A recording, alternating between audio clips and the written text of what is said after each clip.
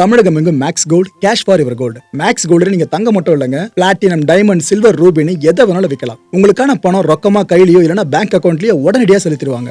Market மதிப்பை விட 100 ரூபாய் ஒரு கிராமுக்கு உங்களுக்கு கூடுதலாக கிடைக்கும். தமிழ்நாடு முழுக்க டோர் ஸ்டெப் சர்வீஸும் இவங்க ப்ரொவைட் பண்றாங்க. உங்களுக்கு கோல்ட விற்கணும்னு அதுக்கு ஒரே ஒரு பெஸ்ட் பிளேஸ் மேக்ஸ் கோல்டு தான். கால் 04445454545. வணக்கம். Big topic with Karthik Mayakumar. Vladimir புட்டினோட இந்திய வருகை இருக்கு பாத்தீங்களா? இதை முன்னிட்டு பல விஷயங்களை பற்றி நம்ம டீட்டெயிலாக பேச போகிற மக்களை நிகழ்ச்சியில் போகலாம்.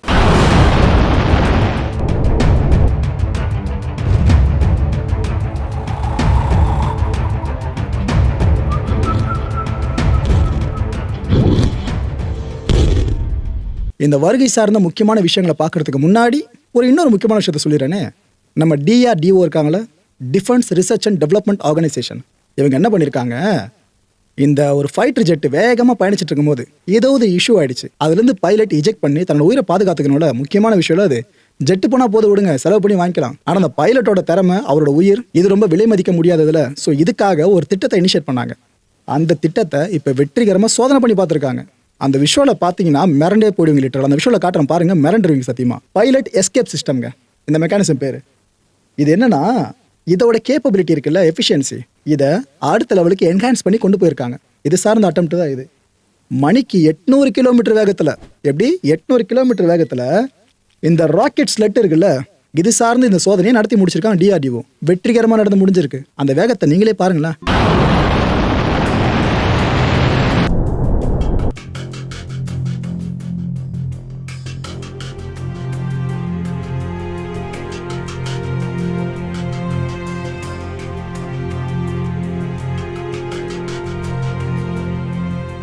இந்த நல்ல விஷயத்த சொல்லிட்டேன்னா, இதுக்கப்புறம் தொடர்ந்து அடுத்தடுத்த அப்டேட்ஸை பார்ப்போம். விளாடிமிர் புட்டின் அவர்கள் இந்தியா வர்றதை முன்னிட்டு எதில் முக்கியமான ஃபோக்கஸிங் இருக்கு தெரியுமா? 2 நாடுகளுக்கு இடையில இந்த பயலாட்ரல் ரிலேஷன்ஷிப் இருக்கு பாருங்க, டிஃபென்ஸ் சார்ந்து. இதில் தான் இருக்குது 2 பேருக்கும் பெரிய தாட்ஸு. அதாவது இந்தியாவுக்கு ரஷ்யாவோட உதவி கண்டிப்பாக தேவை, ரஷ்யாவுக்கு இந்தியாவோட உதவி கண்டிப்பாக தேவை. அந்த வகையில் உனக்காக நான் வருவேன் அப்படின்ற மாதிரி தான் 2 தரப்பும் பார்க்க ஆரம்பிச்சிருக்காங்க. அமெரிக்கா அண்ட் யூரோப்பியன் யூனியன் இருக்குல்ல, அவங்க இப்போ நகத்தை கடிச்சிட்டு பார்த்துட்டு இருப்பாங்க இந்த சந்திப்பை. பிரதமர் மோடி அவர்கள் விளாடிமிர் புட்டின் அவர்கள் இடையில் நடக்கிற இந்த சந்திப்பு இருக்குல்ல, அதை அப்படி பார்த்துக்கிட்டு இருப்பாங்க. பிகாஸ் யுக்ரைன் ரஷ்யா கான்ஃப்ளிக்ட்னு முடிவடையல. அதுக்குள்ள உலகத்தோட மிகப்பெரிய ஜனநாயக நாடாக கருதப்படுற இந்தியாவில் விளாடிமிர் புட்டின் கால் படுதில்ல, அவங்க சும்மா வந்து நினச்சிட்டு இருப்பாங்க. ஸோ நம்மளை விட அதிகமாக இதில் ஃபோக்கஸ் பண்ணி பார்த்துட்டு இருக்கிறது அங்கே இருக்கவங்க தான். இன்னொரு பக்கம் பார்த்தீங்கன்னா சைனா, பாகிஸ்தான், அவங்க வேறு டீப்பாக ஃபோக்கஸ் பண்ணிட்டு இருக்காங்க. ஏன்னா நமக்கு ஒரு இம்மிடியேட் எதிரியாக வர்றது பார்த்தீங்கன்னா வாய்ப்பு இருக்கிறது ஒரு பக்கம் சைனா, இன்னொரு பக்கம் கன்ஃபார்மாக சொல்லலாம் பாகிஸ்தான். அவங்களுக்கும் இந்த விஷயம் சார்ந்து கண்ணு உறுத்தாமையாக இருக்கும். சரி, ரைட்டு விடுங்க. ரஷ்யா இந்தியா கிட்டேருந்து என்ன எக்ஸ்பெக்ட் பண்ணுது அப்படின்னு பார்த்தீங்கன்னா, மிலிட்ரி சப்போர்ட் இருக்குல்ல, இதை கிரவுண்ட் லெவலில் இந்தியா கொடுத்தா நல்லாயிருக்கும்னு பார்க்குறாங்க. எப்பேற்பட்ட விஷயம் புரியுதா மக்களே? கிரவுண்ட் லெவலில் கேட்குறாங்க. இதில் அடுத்தடுத்து இன்னும் சில விஷயங்கள் நடக்கும்ன்றாங்க. அதாவது இந்த மிலிட்ரி பேசஸ் இருக்குல்ல, இந்தியாவோட மிலிட்ரி பேஸை ரஷ்யா பயன்படுத்திக்கலாம், ரஷ்யாவோட மிலிட்ரி பேஸை இந்தியா பயன்படுத்திக்கலாம். இது ஒன்று எதிர்பார்க்குறாங்க. அப்புறம் இந்த கப்பல்கள், விமானங்கள், போர் விமானங்கள், இதுக்கெல்லாம் ரீஃபியூல் பண்ணுற விஷயம் இருக்குல்ல, அதாவது எரிபொருளை போடுறது, அதுக்கு நீங்கள் இந்தியாவுக்குள்ளே வந்துட்டு போயிடலாம், நம்மளும் அங்கே போகலாம், பிரச்சனை இல்லை. ரிப்பேர் பண்ணுற விஷயம் கூட நீங்கள் பண்ணிக்கலாம். அங்கேருந்து இங்கே வரலாம், இங்கேருந்து அங்கே போய்க்கலாம். இது அடுத்து மிலிட்ரி எக்ஸசைஸ் இருக்குல்ல, அது ஏற்கனவே நடக்குது இந்தியாவுக்கு ரஷ்யா கடையில், அது இன்னும் நம்பர்ஸ் அதிகப்படுத்தலான்றாங்க. அடுத்த விஷயம் இந்த டிசாஸ்டர் ரிலீஃப் ஆப்ரேஷன்ஸ்னு சொல்லுவாங்க. ஏதாவது பேரிடர் ஏற்படுது அப்படின்னா, இப்போ ஸ்ரீலங்கா நடந்துச்சு பார்த்தீங்களா, பல நாடுகளை சேர்ந்தவங்களாம் வந்து அங்கே ஹெல்ப் பண்ணிட்டு இருக்காங்களே, பல விமானப்படைகளை சேர்ந்தவங்க, கப்பல் படைகளை சேர்ந்தவங்கள. அது போல் இந்தியாவில் எதெல்லாம் நடக்குதுன்னா ரஷ்யா ஃபுல்லாக வந்து நிற்கிறது, ரஷ்யா கூட இந்தியா போய் நிற்கிறது, இது போல் விஷயம். அப்புறம் இந்த பீஸ் டைம் ஆப்ரேஷன்ஸ் சொல்லுவாங்க. இப்போ ஒரு பெரிய பிரச்சனை நடந்து முடிஞ்சு ஓஞ்சிச்சுன்னு வைங்க, அப்போ அமைதி திரும்புறதுக்காக படையை களமிறக்குவாங்க. இது சார்ந்து இந்தியா ரஷ்யா சேர்ந்து செயல்படலாம். இது சார்ந்து எதிர்பார்க்குறாங்க. ஸோ இந்தியா கிட்ட ரஷ்யா எதிர்பார்க்கறது என்னென்னு பார்த்தாச்சா? அடுத்து முக்கியமான விஷயம், இந்தியா ரஷ்யா கிட்ட என்னென்ன எதிர்பார்க்குது. இந்த லிஸ்ட்டு பெருசுங்க, ஒன்று ஒன்றா சொல்கிறேன். நமக்கு பெரிய தலைவலி என்ன, இந்த க்ரூடு, அப்புறம் இந்த எனர்ஜி சார்ந்து பல இந்த கேஸு, இது எல்லாத்தையும் நம்ம வெளிநாடுகளை நம்பியிருக்கோம், ஒத்துக்கிட்டே ஆகணும். இந்த எனர்ஜி செக்டார் இருக்குல்ல, இதில் ரஷ்யா முடிஞ்ச அளவுக்கு கான்ட்ரிபியூஷன் அதிகமாக படுத்தணுன்றதான் இந்தியா எதிர்பார்க்குது. ப்ரோ, அதை அதிகப்படுத்தினா தான் மூக்கு வேத்துருது இந்த அமெரிக்காவுக்குலாம். படுத்த விட மாட்டான்னு கேட்டிங்கன்னா, போர் நடந்துகிட்டே வரக்கு போது யுக்ரைன் ரஷ்யா கான்ஃப்ளிக்ட் சீக்கிரம் முடிஞ்சிடும்ல, அதுக்கப்புறம் எல்லாம் ஈஸ் ஆகிடுங்க. ஸோ ஆர்க்டிக் இருக்குல்ல, கிட்டத்தட்ட ஆர்க்டிக்கில் பார்த்தீங்கன்னா ரஷ்யாவோட கான்ட்ரிபியூஷன் ஒரு 51% சொல்லலாம். அந்த ஆர்க்டிக்கில் அவங்களோட நிலப்பரப்பு பிடிச்சி வச்சிருக்கிறது மட்டும் அவ்வளோ பெருசு இருக்குது ரஷ்யாவோடது. ஸோ அங்கேருந்து முடிஞ்ச அளவுக்கு எனர்ஜி சார்ந்த விஷயங்கள் இந்தியாவுக்கு அவங்க ஹெல்ப் பண்ணால் நல்லா இருக்கும்னு நாம் எதிர்பார்க்குறோம் ரஷ்யா கிட்டேருந்து. இது நடக்காத விஷயம் ஏற்கனவே நடந்திருக்கு. 2021 பார்த்தீங்கன்னா இந்த LNG இருக்குல்ல, இதை நம்ம ரஷ்யாவோட ஆர்க்டிக் கிட்ட இருந்து அதிகப்படியாக வாங்கியிருந்தோம். இப்போ இந்த நம்பர்ஸ் இன்னும் பல மடங்கு அதிகமாச்சுன்னா இந்த எல்என்ஜி சார்ந்தும் இன்னும் சில எரிபொருள் சார்ந்தும் நமக்கு கொஞ்சம் ஆசுவாசம் கிடைக்குங்க. ஒன்று. ரெண்டாவது விஷயம், நிறைய ஆயுத ஒப்பந்தங்களை நம்ம போடணும் ரஷ்யா கிட்ட. ஏன்னா அமெரிக்காவை சமாளிக்கணும்னாக்கா எல்லாருக்கும் ஆபத் பாந்தவன் ரஷ்யா தான், ரஷ்யாவை சமாளிக்கணும் ஆபத் பாந்தவன் அமெரிக்கா தான். அப்படி இருக்கிறப்ப நம்மளை சுற்றி வர இங்கே எதிரிகள் இவ்வளோ பேர் இருக்காங்களா, பாகிஸ்தான் அதுன்னு சொல்லிட்டு எல்லாரையும் சமாளிக்கணும்னா ரஷ்யாவோட தயாரிப்பு நம்மளுக்கு ரொம்ப ரொம்ப தேவை. நம்ம இந்திய ராணுவம் எதிர்பார்க்கறது 2 விஷயங்கள். அதில் ஒன்று Su-57 ஜெட்ஸ் இருக்குல்ல இது. ரெண்டாவது S-500 சிஸ்டம்ஸ் அட்வான்ஸ்டு. ஓகேவா, நான் ஒரு தப்பாக சொல்லிட்டேன். S-400 தானே கேட்டிங்கன்னா அதுக்கு அடுத்த ஒன்று வந்துச்சு, அதான் S-500. இதில் முதல்ல ஒரு எதிர்பார்ப்பு சொன்ன பாருங்க, Su-57 ஜெட்டு. இதை பற்றி சொல்லிடுறேன் எதுக்காக நாம இதை எதிர்பார்த்துட்டு இருக்கோன்னு. இது ஆக்சுவலாக 5th ஜென்ரேஷனுங்க, 5th generation combat jet இந்த Su-57 அப்படின்றது. ஸ்டெல்த்து, அதான் நீங்கள் எதிரி கண்ணில் மண்ணை தூவிட்டு போய் டார்கெட் அடிச்சு முடிச்சுட்டு வந்துடலாம். ஃபாஸ்ட்டு, இது இல்லாமல் கட்டிங் எஜ் டெக்னாலஜி. இப்போ இருக்கிற அவைலபிளாக இருக்கிற ஹையஸ்ட் லெவல் ஆஃப் டெக்னாலஜி இருக்குல்ல, அதை வச்சு உருவாக்கப்படுது இந்த விமானம். இதில் லாங் ரேஞ்ச் ரேடார் இருக்குது அண்ட் லாங் ரேஞ்ச் மிசைலும் இதில் எக்யூப்பாக இருக்குது. அண்ட் இந்தியா ஏற்கனவே 200 ரஷ்யன் ஜெட்ஸை இயக்கின அனுபவம் கொண்ட நாடு. உலகத்தில் வேறு எந்த நாடு இருந்தாலும் அனுபவம் கொண்டிருக்கோம் தெரியல, ரஷ்யாவோட விமானங்கள் இயக்கிறது சார்ந்து நமக்கு அந்த அனுபவம் இருக்குது. ஏன்னா அமெரிக்கா அடிக்கடி கைட்டு விட்டுறோம் நம்மள, ஆனால் ரஷ்யா இது வரைக்கும் கைட்டு விட வரலாறே இல்லை இந்தியாவை. இதில் மோஸ்ட்லி பார்த்தீங்கன்னா MiG-29 அப்புறம் இந்த Sukhoi Su-30 MKI இருக்குல்ல, இந்த ஜெட்ஸை நீங்கள் சொல்லலாம். ஸோ இதெல்லாம் போக இவ்வளோ எக்ஸ்பீரியன்ஸை வச்சுக்கிட்டு தான் 5th ஜென்ரேஷன் ஜெட்டான Su-57 நம்ம கேட்டுக்கிட்டு இருக்கோம். அது கிடைக்குன்ற பட்சத்தில் நம்ம இந்திய விமானப்படம் இருக்குல்ல, அதில் மிகப்பெரிய அப்கிரேட்னு சொல்லலாம் மக்களே. இதுவும் உள்ளே இணைஞ்சிருச்சு அப்படின்னா இந்தியன் பைலட்ஸ் இருக்காங்களே இவங்களா இருக்கட்டும், இந்தியன் என்ஜினியர்ஸ் இருக்காங்க பாருங்க நம்ம IAF சார்ந்து, அவங்களா இருக்கட்டும், இவங்க எல்லாருக்கும் ரஷ்யாவோட சிஸ்டம்ஸை ஹேண்டில் பண்ணுறது ரொம்ப ஈஸியான விஷயம். ஏன்னா 200 ரஷ்யன் ஜெட்ஸ் வரைக்கும் நம்ம ஃபுல்லாக இயக்கிருக்கோம்னாக்கா அப்போ யோசிச்சு பாருங்கள் நமக்கு எவ்வளோ கேப்பபிலிட்டி எக்ஸ்பீரியன்ஸ் இதில் இருக்குன்னு சொல்லிட்டு. இப்போ அடுத்து நீங்கள் பார்க்க போகிற முக்கியமான இந்த சிஸ்டம் சார்ந்த எக்ஸ்பெக்டேஷன் பார்த்தீங்கன்னா S-500 சிஸ்டம். இதை பற்றி பல பேரும் கேள்விப்பட்டிருக்க மாட்டேங்க இது வரைக்கும். இப்போ தெளிவாக சொல்கிற மக்களே, ஆக்சுவலாக ஆப்ரேஷன் சிந்தூர் டைமில் பாகிஸ்தானை கபலீகரம் பண்ண பார்த்தீங்களா, அந்த மக்கள் சார்ந்து சொல்லலை, பயங்கரவாதிகள் அவங்களுக்கு அரசில் இருக்க பல பேருமே உதவி, பாகிஸ்தான் ராணுவம் இந்த கருமை வர உதவி அங்கே இருக்க பயங்கரவாதிகளுக்கு. அவங்களுக்கு பாடம் புகட்டவும் நம்மளை நாம பாதுகாத்துக்கவும் நம்மளுக்கு பெரிய ஒரு கவசமாக இருந்தது S-400, இன்னும் கவசமாக இருந்துகிட்டு இருக்கு. அப்பேற்பட்ட S-400 வலிமையை நாம் அந்த ஆப்ரேஷன் சிந்தூர் டைமில் உலகத்துக்கு வெளிக்காட்டினோமா, 300 கிலோமீட்டர் வரைக்கும் தள்ளி இருந்து ஒரு டார்கெட்டை அடிக்க முடியும்னு நாம ப்ரூவ் பண்ணி காமிச்சிருந்தோமா. S-400 பேர் எப்படிங்க வந்துச்சு, அதோட ரேஞ்ச் 4 கிலோமீட்டர்ஸ். ஓகேவா, அதனால அந்த பேரை வச்சிருந்தாங்க. அப்பேற்பட்ட S-400 அட்வான்ஸ்டு வெர்ஷனாக ஒன்று இருக்குனாக்கா நாம் அதை விட்டணும்னு நினைக்கிறீங்க, அதுதான் S-500. இந்த S-500 சிஸ்டம் இருக்குல்ல, இதை டிசைன் ப்ளஸ் மேனுஃபேக்சர் பண்ணியிருக்கிறது ஆல்மாஸ் ஆன்டி. ஆக்சுவலாக இது ஸ்டேட் ஓன்டு கம்பெனி ரஷ்யாவில், அவங்களே ஃபுல்லாக உருவாக்கியிருக்காங்க. இதோட ஒரு யூனிட் காஸ்ட் எவ்வளோ தெரியுமா, 22,550 கோடி ரூபாய். ஒரே ஒரு S-500 ஒட்டுமொத்த யூனிட் காஸ்ட் பார்த்தீங்கன்னா 22,550 கோடி ரூபாய்.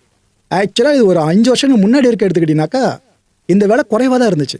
ஆனால் அதுக்கப்புறம் என்ஹான்ஸ் பண்ண ஒரு அப்கிரேடாக பண்ணாங்க பாருங்கள், கடைசியில் வேலை இந்த அளவுக்கு வந்துருச்சு. அப் டு மக்களே இதை மைண்டில் வச்சுங்க, ஸ்டார்டிங் ஃப்ரம் கிடையாது அப் டு. ஒருவேளை இந்தியா மட்டும் இந்த S-500 மிசைல் சிஸ்டமை வாங்கிட்டோன்னு வைங்க, ரஷ்யாவுக்கு அடுத்து இந்த மிசைல் சிஸ்டமை பயன்படுத்துகிற 2வது நாடுன்ற பெருமை இந்தியா கிடைக்கும். ஏன்னா ரஷ்யா எந்த வெளிநாட்டுக்கு அந்த மிசைல் சிஸ்டம் ஒன்று கொடுக்கவே இல்லை. சரி ப்ரோ, அப்படி இருக்கும்போது இந்தியாவுக்கு மட்டும் கொடுத்துருவான்னு கேட்டிங்கன்னா, இந்தியாவுக்கு மட்டும் ரஷ்யா பெரிய மனசு பண்ணி இதை கொடுத்துச்சு. இந்தியா ரஷ்யா உறவுல ஒரு புதிய அத்தியாயம்னு சொல்லாங்க. இவ்வளோ பெரிய நம்பிக்கை இந்தியா மேலே ரஷ்யா வச்சிருக்கான்னு நாமெல்லாம் அப்படி பார்க்கலாம் மிகச்சு. ஏன்னா சைனாவுக்கு ரஷ்யா S-400 கொடுக்குறதா இருந்தாலும் கூட அது எல்லாம் சார்ந்த காம்பவுண்டுக்கு ஹெல்ப் பண்ண மாட்டாங்க. ஓகேவா, அது எல்லாத்தையும் பயன்படுத்துறது சார்ந்து அவங்க அனுமதி கொடுக்குறதும் கஷ்டம். ஆனால் இந்தியாவுக்கு அவங்க ஃப்ரீ ஹேண்ட் கொடுத்துட்டாங்க. இதுமாதிரி எத்தனை நாடுகளுக்கு ரஷ்யா பண்ணணும்னு நினைக்கிறீங்க? இந்தியாவை அவங்க அவ்வளோ நம்புறாங்க. என்ன தெரியுமா சேலஞ்சு ரஷ்யாவுக்கு, இந்த S-500 சிஸ்டம் இருக்குது பாருங்க, இதை உருவாக்கிட்டு அவங்க சர்வீஸ் கொண்டு வந்துட்டாங்க. கரெக்டாக அதை தொட்டு தான் யுக்ரைன் ரஷ்யா கான்ஃப்ளிக்ட் இருக்குல்ல, அது வேறு பெருசாக வெடிக்க ஆரம்பிச்சது. அதுக்கப்புறம் பல நாடுகள் சாங்ஷன்ஸ் மேலே சாங்ஷனாக போட்டாங்க பார்த்தீங்கன்னா ரஷ்யா மேலே. இதனால் என்ன ஆயிடுச்சு, இந்த S-500 சிஸ்டமை உருவாக்குறதுல பிரச்சனை வந்துச்சுங்க. அது ஓரளவுக்கு சமாளித்தாங்க. ஆனால் அதுக்கப்புறம் திரும்ப பிரச்சனை லேபர் ஷார்ட்டேஜ். இந்த போருக்கு அவ்வளோ பேர் வேணும்னு அங்கே வேறு ஆள் பிடிச்சி போட்டாங்களா, ஸோ லேபர் ஷார்ட்டேஜ் ஆயிடுச்சு. இப்போ இந்த பிரச்சனை எல்லாத்தையும் களைஞ்சி இந்தியாவுக்கு S-500 கொடுக்குறன்னு ஒத்துக்கிட்டாங்க. பெரிய பிரேக் த்ரூ.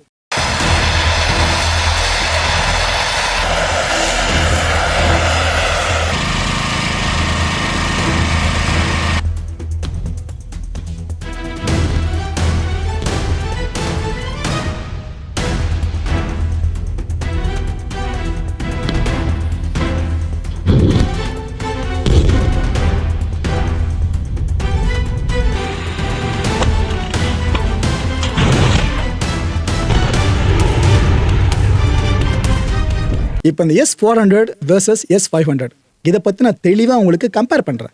அதுக்கப்புறம் உங்களுக்கே புரிஞ்சிடும் அதோட வல்லமை என்னன்னு சொல்லிட்டு. S400ஓட ரேஞ்சு பார்த்தீங்கன்னா 400 கிலோமீட்டர்ஸ். ஆனால் 500 ரேஞ்சு பார்த்தீங்கன்னா அதை பேர்லேயே வந்துருச்சு. ஸ்டார்டிங்கு 500 கிலோமீட்டருங்க ரேஞ்சு, அதிகபட்சம் 600 வரைக்கும் போகுமா, 600 கிலோமீட்டர்ஸ் வரைக்கும். இந்த ஆட்டிடியூட் பார்த்தீங்கன்னா அப் டு 30 கிலோமீட்டர்ஸ். எதுக்கு? இந்த S400க்கு. ஆனால் S500 பார்த்தீங்கன்னா 180 கிலோமீட்டர்ஸ் டு 200 கிலோமீட்டர்ஸ். ஆட்டிடியூடே சொல்கிறேன் எந்த அளவுக்கு பாருங்கள். அடுத்து S400ஓட டார்கெட் டைப்ஸ்னு எடுத்துக்கிட்டிங்கன்னா ஜெட் அடிச்சு காலி பண்ணும், ட்ரோன்ஸ் அடிச்சு காலி பண்ணும், க்ரூஸ் மிசைல்ஸ் அடிச்சு காலி பண்ணும். ஆனால் S400ஆல் இந்த பேலிஸ்டிக் மிசைல்ஸு, ஹைப்பர்சானிக் மிசைல்ஸு இதை பெருசாக தாக்கு பிடிக்க முடியாது. இந்த குறைய தீக்கு தான் S500 வந்திருக்கு. ஏன்னா ஸ்பெசிஃபிக்காக உருவாக்கப்பட்டிருக்கிறது அந்த பேலிஸ்டிக் மிசைல்ஸையும் ஹைப்பர்சானிக் மிசைல்ஸையும் அடிச்சு காலி பண்ணுறதுக்காக தான். எப்போ ஏற்பட்ட சிஸ்டம் பார்த்தீங்களா? அப்படின்னா என்ன ப்ரோ, S400 அடிக்கிற அந்த டார்கெட்ஸ் அடிக்காதன்னு கேட்டிங்கன்னா அதையும் அடிக்கும், அது போக அந்த ரெண்டுத்தையும் சேர்த்து அடிக்கும். அண்ட் இந்த S400ஓட டிஃபென்ஸ் ரோல்னு எடுத்துக்கிட்டிங்கன்னா இந்த ஆர்டினரி ஏர் டிஃபென்ஸ் இருக்குல்ல, அதை கரெக்டாக பண்ணிவிடும். பட் இதை தாண்டி இந்த பேலிஸ்டிக் சார்ந்த விஷயம், ஹைப்பர்சானிக் சார்ந்த விஷயம் இதை டிஃபென்ஸில் பெருசாக பண்ண முடியாதுல்ல, அந்த குறைய ஃபுல்லாக இந்த S500 தீர்த்து விட்டுரும். அடுத்து இந்த S400ஓட இன்டர்செப்டார் ஃபேமிலின்னு எடுத்துக்கிட்டிங்கன்னா 48N6 அண்ட் 40N6. இதே S500க்கு 77N6N அண்ட் 77N6N1.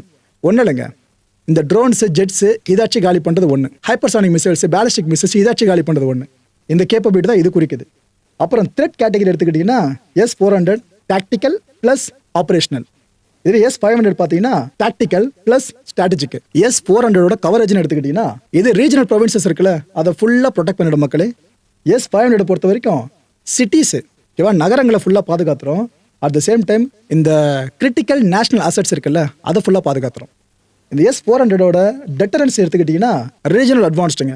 S500 பொறுத்த வரைக்கும் கான்டினென்டல் ஹைப்பர்சானிக் அட்வான்ஸ்டுன்னு சொல்லுவாங்க இதை.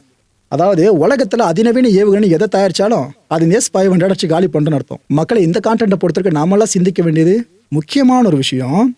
அதாவது நம்ம இந்திய ரஷ்ய உறவை பற்றி எவ்வளோ தூரம் மூச்சு பிடிக்க பேசுகிறோம்ல, இன்னொரு பக்கம் அமெரிக்காவை ஈஸியாக நம்ம கழட்டி விட்டுறக்கூடாது. ஏன்னா இந்தியாவோட பெரிய பலமே டைவர்சிஃபை பண்ணிவிடுவோம் எல்லா விஷயத்துலையும். அது இங்கேயும் பண்ணி ஆகணும், அது நேரம் வந்துச்சுன்னு நினைக்கிறேன். நீங்கள் எப்பயாவது ஒரு அமெரிக்க டாலருக்கு நிகரான இந்திய ரூபாய் மதிப்பு 90 ரூபாய் கிராஸ் பன்ஷன் செய்தி கேட்டிருக்கீங்களா? ஃபார் த ஃபர்ஸ்ட் டைம் கேட்டுங்க, ஒரு பிரேக்கிங் நியூஸாக கொடுத்துட்றேன். ஒரு அமெரிக்க டாலருக்கு நிகரான இந்திய ரூபாய் மதிப்பு 90 ரூபாய் 12 காசு. பாருங்க, 9ஆம் நம்பர் தொட்டுச்சு ஒரு வழியா. இது இப்படியே போக போக 100 ரூபான்னு வந்துடும் போல இருக்குங்க. இப்படி போகிறது நமக்கு ப்ளஸ் கிடையாது, நமக்கு ட்ராபேக் அது. அதான் இந்திய ரூபாய் மதிப்பு அந்த அளவுக்கு வலு இழக்குதுன்னு அர்த்தம். ஸோ இதையும் நம்ம இந்திய அரசு கவனத்தில் கொள்ளணும். அடுத்த நிகழ்ச்சியை சந்திக்க நன்றி, வணக்கம். தமிழகம் எங்கும் Max Gold, cash for your gold. Max Gold நீங்க தங்க மட்டும் இல்லைங்க, பிளாட்டினம், டைமண்ட், சில்வர், ரூபினி எதை வேணாலும் விற்கலாம். உங்களுக்கான பணம் ரொக்கமா கையிலயோ இல்லைன்னா பேங்க் அக்கௌண்ட்லயோ உடனடியாக செலுத்திடுவாங்க. மார்க்கெட் மதிப்பை விட 100 ரூபாய் ஒரு கிராமுக்கு உங்களுக்கு கூடுதலாக கிடைக்கும். தமிழ்நாடு முழுக்க டோர் ஸ்டெப் சர்வீஸை இவங்க ப்ரொவைட் பண்றாங்க. உங்களுக்கு கோல்டை விற்கணும்னு அதுக்கு ஒரே ஒரு பெஸ்ட் பிளேஸ் மேக்ஸ் கோல்டு தான். கால் 04445454545. என் நண்பர் மாயம் ஸ்டுடியோஸ் நேயர்களே, மாயம் பக்தின்னு ஆன்மீகத்துக்காக பிரத்யேகமா ஒரு சேனலை கொண்டு வந்திருக்கோம். மறக்காம சப்ஸ்கிரைப் பண்ணி அந்த சேனலுக்கு உங்களோட ஆதரவை மனப்பூர்வமா தெரிவிங்க. வணக்கம் மாயம் ஸ்டுடியோஸ் நண்பர்களே.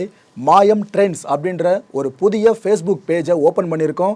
நீங்கள் யூடியூப்ல பார்த்துட்டு இருக்கீங்களா நம்மளோட கான்டென்ட்ஸ்லாம், இதெல்லாம் விட ஒரு படி மேலே ரொம்ப கிறிஸ்பாகவும் ரொம்ப சூப்பராகவும் நிறைய கான்டென்ட்ஸ் உங்களுக்கு இந்த பேஜில் காத்துட்டு இருக்குங்க. ஸோ உடனடியாக ஃபேஸ்புக் பிளாட்ஃபார்ம் போங்க, மாயம் ட்ரெண்ட்ஸ்னு டைப் பண்ணி சர்ச் பண்ணி நம்ம பேஜை ஃபாலோ பண்ணுங்க. அப்படியே நம்ம சேனலே நீங்கள் சப்ஸ்கிரைப் பண்ணிட்டீங்க அப்படின்னா இன்னும் நிறைய புது புது கான்டென்ட்ஸை உங்களுக்காக ப்ரொடியூஸ் பண்ணி கொடுத்துக்கிட்டே இருப்பாங்க. நீங்கள் பண்ணுற ஒவ்வொரு சப்ஸ்கிரிப்ஷனும் எங்களுக்கு பெரிய மோட்டிவேஷனாக அமையும்.